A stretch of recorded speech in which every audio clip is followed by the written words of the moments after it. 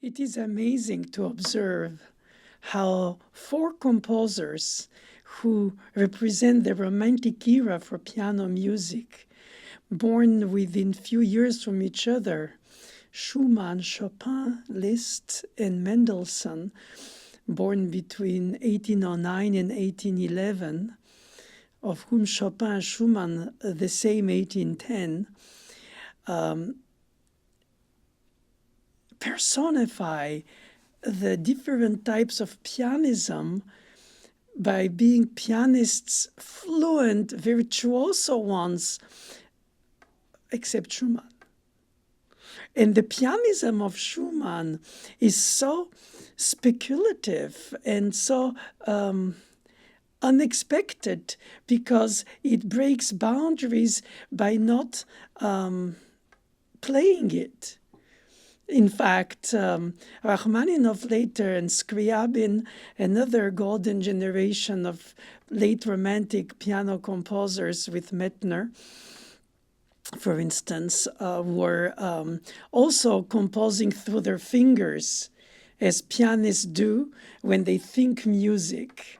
So the patterns, the arpeggios, the chords, the thematic materials, the sound combinations are not only organized by their thoughts, as composing is, improvised or notated, and then, of course, edited, rethought, rehashed, either for a teaching, etude studies, either preludes, either mood pieces, ballades, imitation of Romantic era poetry in music without lyrics, as Mendelssohn wrote also songs without words.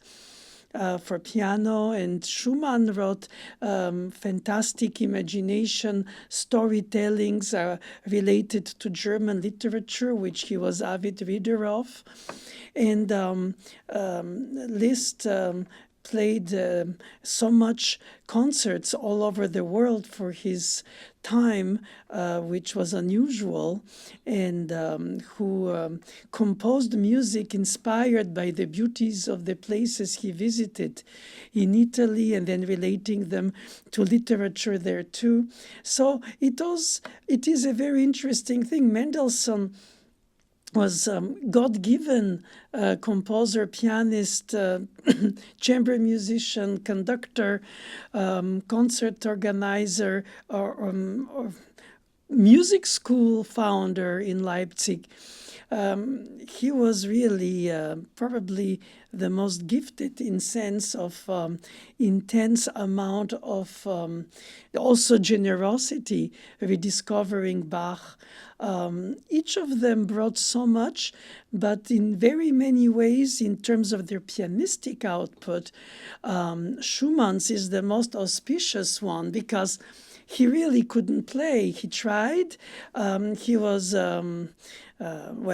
latecomer, late bloomer to piano, and he went to study with Mr. Wieck, who was a very reputed piano teacher in Leipzig in his private home, where his students lived in the quarters.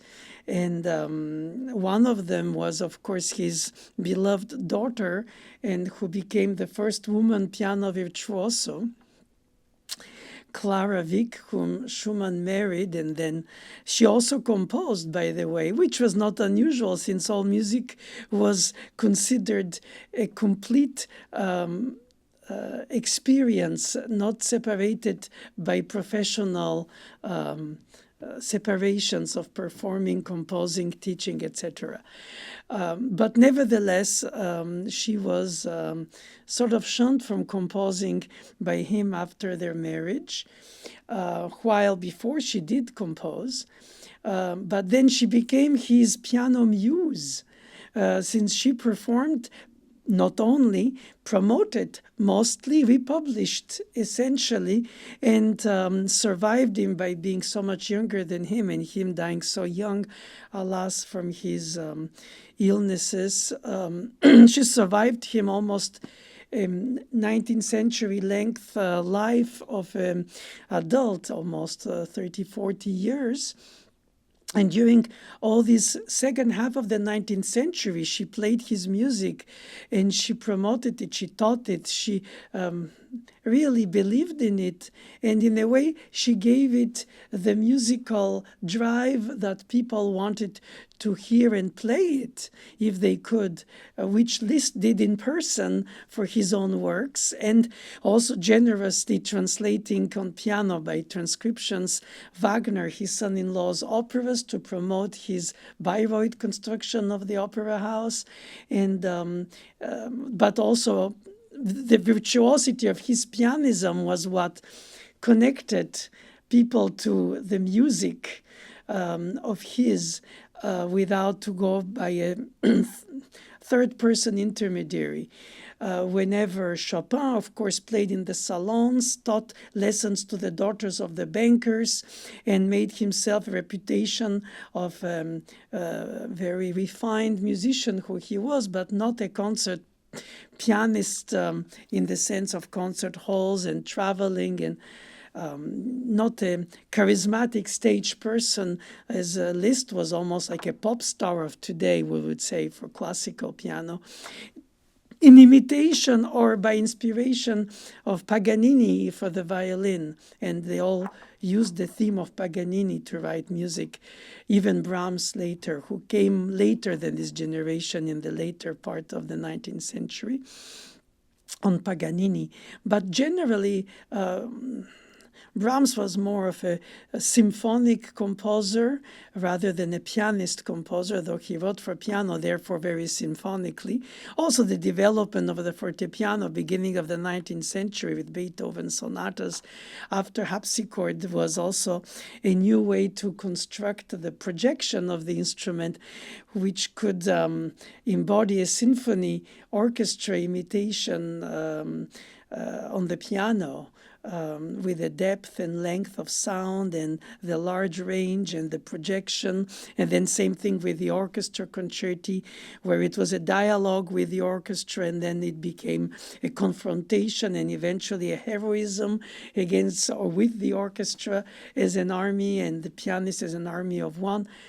A lot of things happened so that you think, yes, the development of the instrument, Beethoven himself played a Mozart concerto as a student for a performance, which proves that he was having the chops to play, though the virtuosity expected for a Mozart concerto is lesser than for what happened only a few decades later in this quickly developing time period between the instrument development and the zeitgeist, the passing of the immediate passage from what was Baroque, that went through classical to become romantic, and he was sort of breaking of rules, of forms, of exploring the emotion over the statement and the form or the essence rather of things, and how we feel about things, and death and life and hope, and not only through the only religious music or only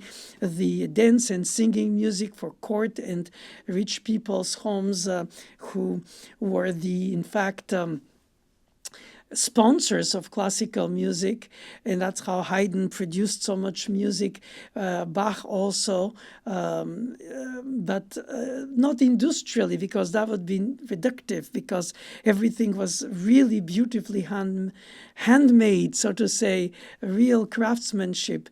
But they expressed less their own expression of being artists in life through their music than the Romantic era composers did. And that is why the piano as an instrument was so evocative of so many things, because as soon as you play a novelette by Schumann,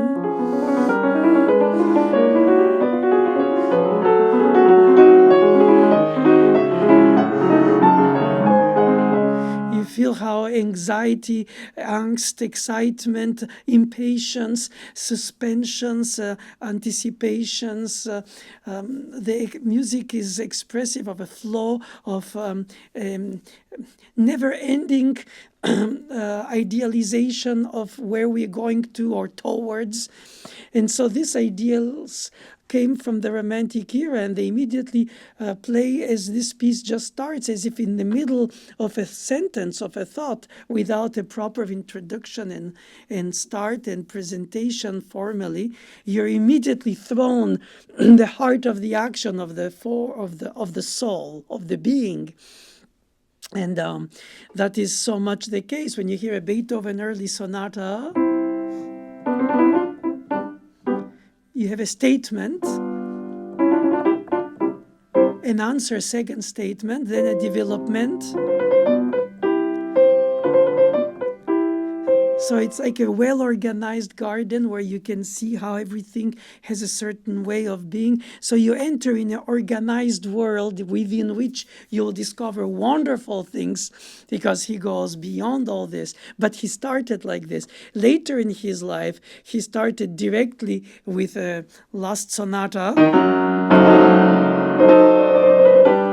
with this kind of storm. Diminished seventh out of the blue, and so much he opened the doors to this romanticism in the German literature, as well as in music, as well as philosophy, as well as in sciences. Everything was boiling. The Age of Enlightenment carried towards what Sturm und Drang is the artistic German words for storm and lightning. So like in Schubert's music, quick change of mood.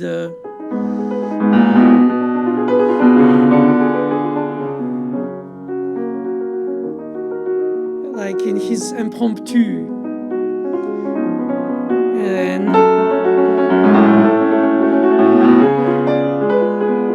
so you change mood very quickly. Dark clouds, happiness, sadness, hope, daydreaming, a lot of daydreaming. And Schubert was sort of in the middle of this situation, because Beethoven, in the early section of the 19th century in Vienna, became the inevitable staple of classicism. And Schubert already was within the same city, in his corner, sort of like a hippie in music, since he didn't really study and mostly lived with his inspiration and without a professional drive to go through studies and professional life. He wrote so much, amazing much. He wrote for piano. He didn't have a piano. He was living in a small attic room where he had a guitar, but he wrote sonatas and some symphonies and operas and quartets and hundreds of songs for the gatherings of the poetic friends of his who wrote poetry, and they sang it, and he wrote the music for them. So he was already living the romantic style of life, while Beethoven was organizing still the settling of the German music grounding. Of course, Haydn and then Bach before, and then after will come, of course, Brahms, and then into Schoenberg. You have this German musical tradition that never interrupted through the revolutions in France or the revolution in America and all these changes in the world, the colonizations, and then the different types of evolution of industry and therefore music and its distribution, edition, publishing, composition, which became also music for theater, for opera, and then later for film. And in other words, there was a constant move of music as an expression of the being, which I think started with the Romantic era for sure. And there is something which is very striking, is that when I mentioned the pianism, when a composer thinks of piano, through the piano, by the piano, then the way they organize the finger patterns, how you play the things, depends so much of how you think the music through your instrument. And of course, you write for the piano, not being a pianist, you write with a concept about how you want it to be, even if it's not practical, feasible, or uncomfortable in a certain way, but driving to go beyond the boundaries of the instrument. Schumann's fantasy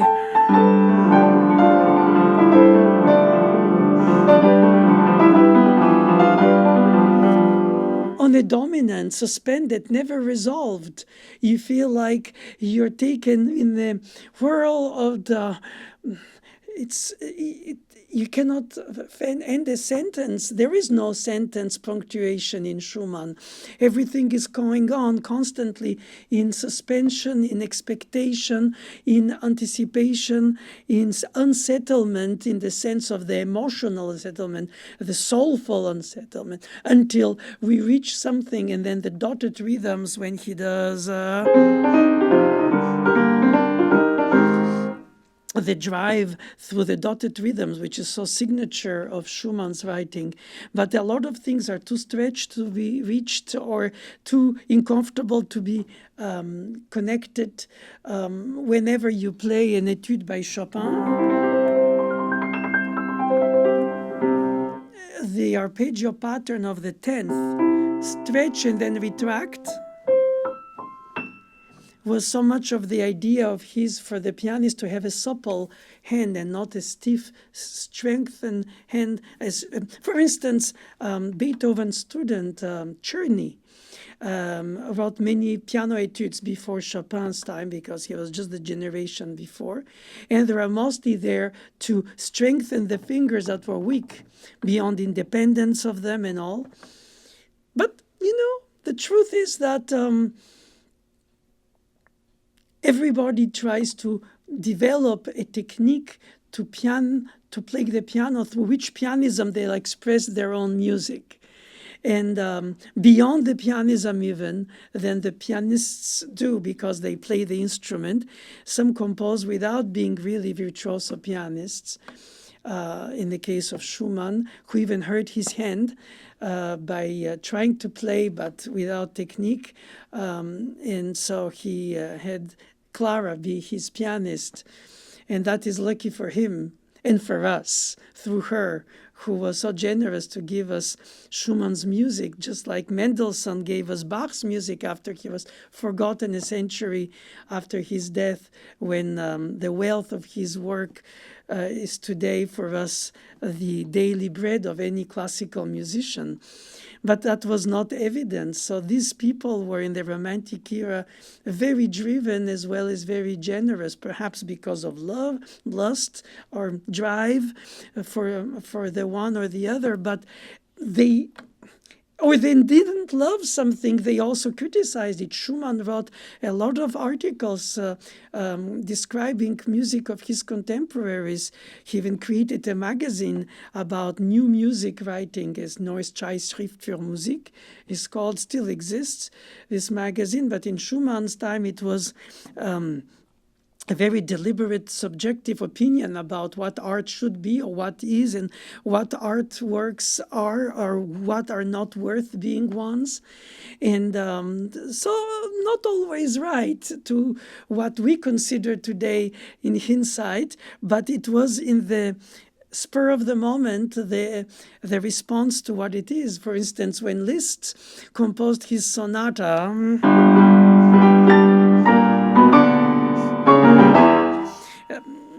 the Faustian sonata about the life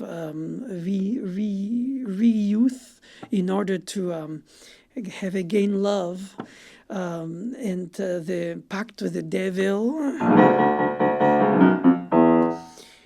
and becoming the theme of the feminine theme.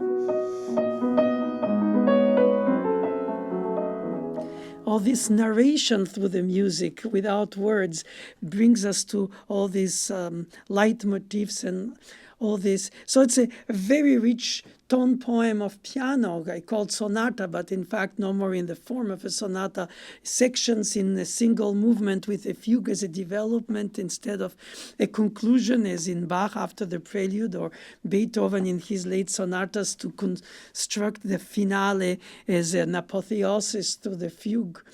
No, it was a very interesting exploration, and he dedicated it to Schumann, who had just tried to commit suicide and thankfully missed himself, but was recovering. And so he wrote a very kind letter, according to Clara writing to her own friends, relating that it accompanied the score of this sonata that he dedicated to Schumann.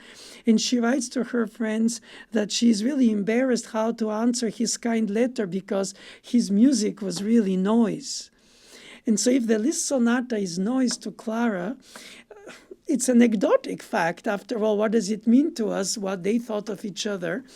Or did they evaluate it correctly, or misevaluate or over-evaluate? And why should we know it? It was a private letter to a friend, but because they were published, since these people were famous, so we read their correspondence, and then when we study music or history of music or aesthetics of music, we learn about their relations in terms of how they thought of each other.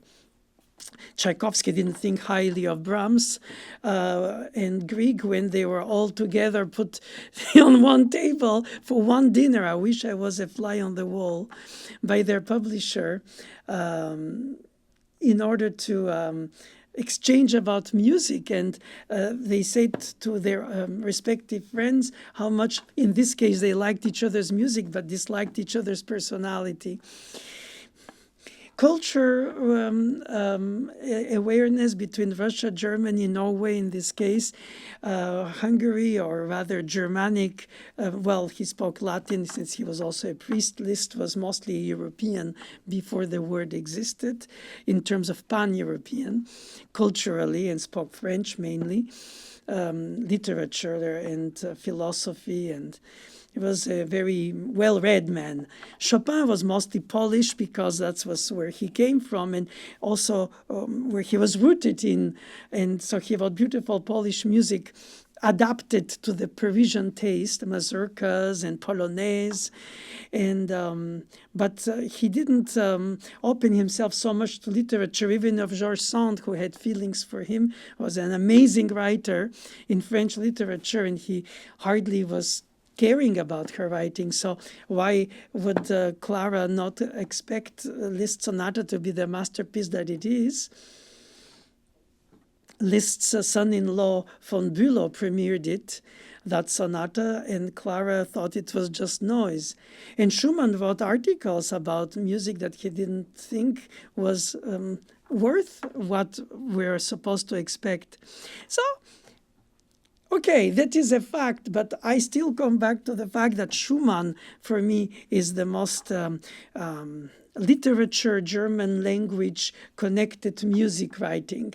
And I think that the fact he was not a facile pianist, unlike Liszt with octaves, or Chopin with all these patterns,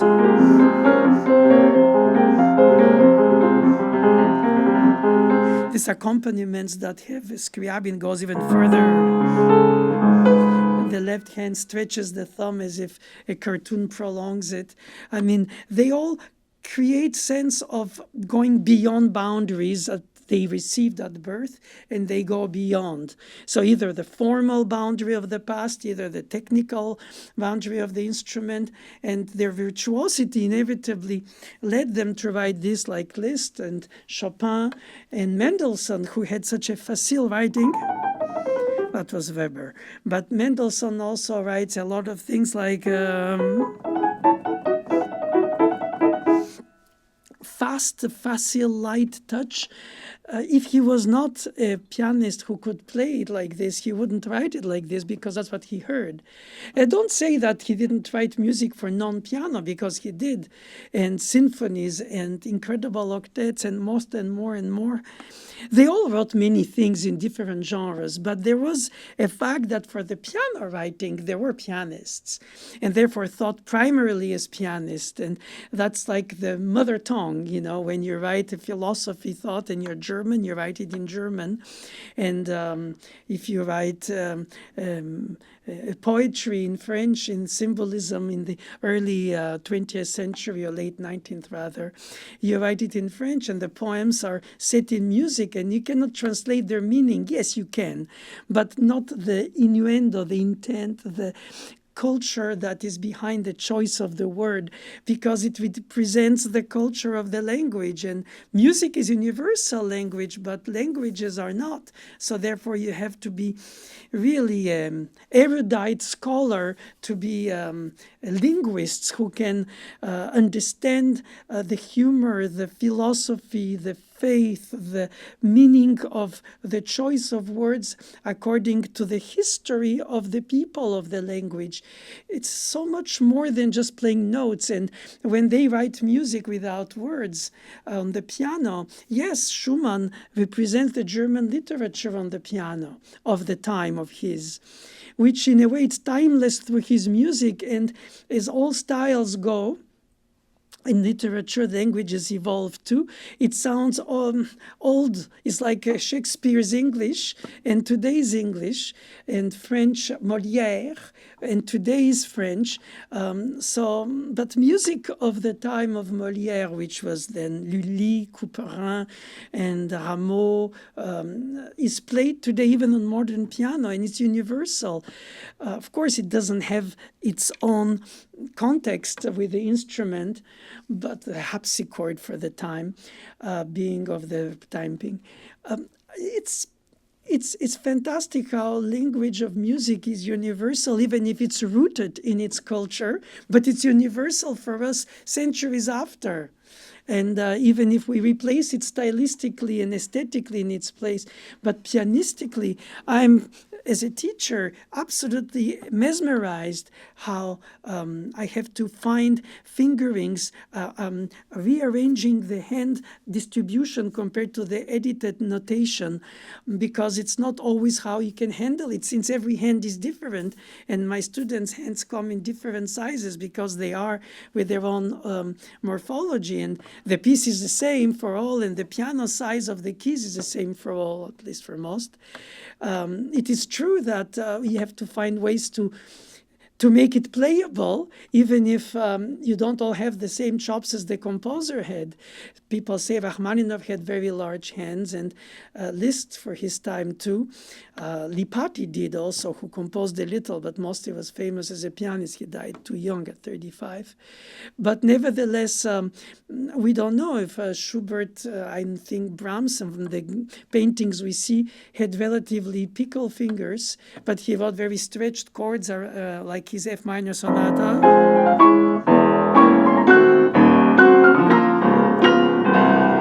As if embracing all the 88 keys with his 10 fingers in a symphonic pianism. And Chopin Etude. The patterns, like in the first etude, it fits in the hand. It's difficult to fit, but once it fits, you know it's made carved by a pianist composer who thought with the hands for the pianism. It doesn't mean that Schumann, for instance, is lesser pianistic, or Beethoven.